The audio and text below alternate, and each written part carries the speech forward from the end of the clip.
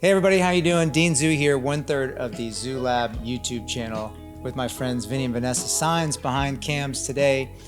We're talking today about light. If you are someone that is doing photography, cinematography, videography, anything to do with the camera, you've got to have a basic understanding of what light is.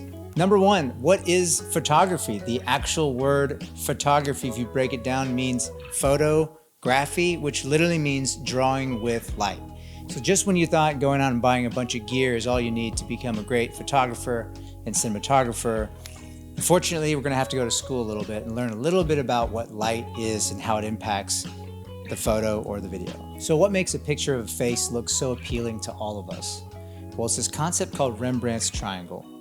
Rembrandt was a Dutch artist who first started painting in this way, where there would be this little triangle of light on the shadow side of a person's face. That is what we all are so drawn to. You see a great movie or a great photo and you're like, what is it? You're actually looking at Rembrandt's triangle. Now, it wasn't until 1915 that the cinematographer named Cecil DeMille was the first person that coined the term Rembrandt's triangle. But Cecil DeMille shot movies with that same concept by studying the artist Rembrandt. So that's why we shoot a lot of things on the shadow side of a face. The shadow side just gives us more texture, more dimension, and it gives the face a more appealing look than shooting perhaps on the key side. Now in photography and cinematography, there's a relationship between really three key light factors. That's ISO, shutter speed, and aperture. Let's break each of these down. Number one factor is the ISO. The ISO is the light that's hitting your sensor, or the sensitivity of your camera to the available light in the room. So when there's a lot of light, say we're outside, you typically shoot a very low ISO because there's so much light, you don't need your sensor to be that sensitive. Now, let's say we go indoors or we're in a very dark situation, we need a higher ISO, like 1600 or 6400, because we need the sensor to be more sensitive to any available light that's in our surroundings.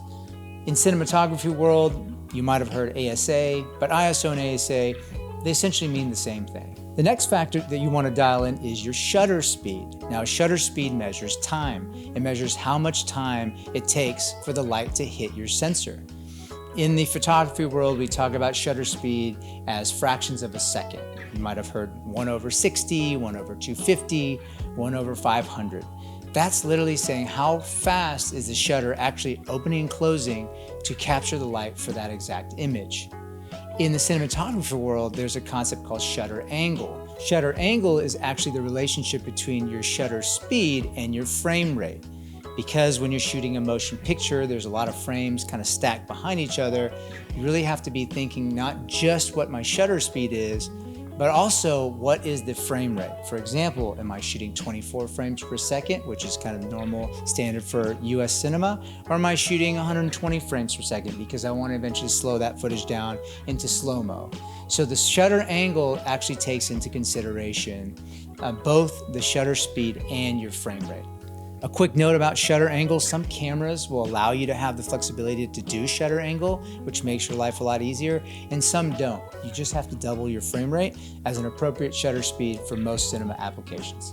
A third concept of light has to do with your lens, and it's called the aperture. What the aperture is literally how much light is being passed through a small opening. So on a lens, if you open your aperture, that means you let a lot of light in, and if you close off your aperture, it's like looking through a tiny pinhole. Now, why is aperture important? Because it impacts the way that the shot looks. The more wide open your aperture is, the shallower your depth of field is, which means a lot more things will be out of focus. The tighter your aperture is, or the more closed off your iris is, and you're looking through a smaller pinhole, it allows less light to come in, which means that more things in your shot will be in focus. It's what we call a deep field of view.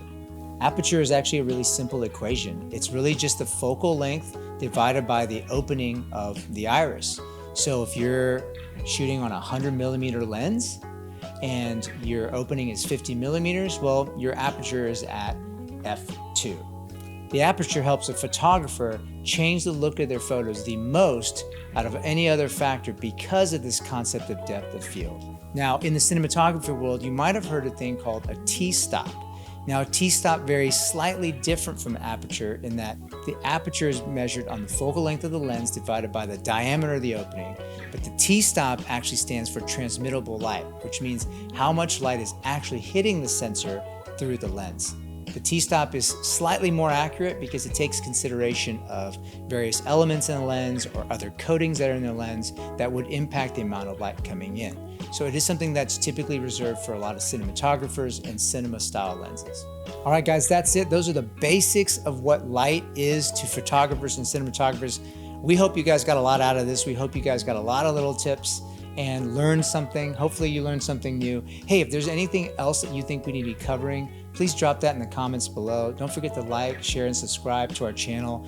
We're gonna continue to grow this community by giving you guys firsthand, real life experience of things that we actually pick up, knowledge that we pick up along the way as we're doing projects out in the real world. We'll catch you on the next one.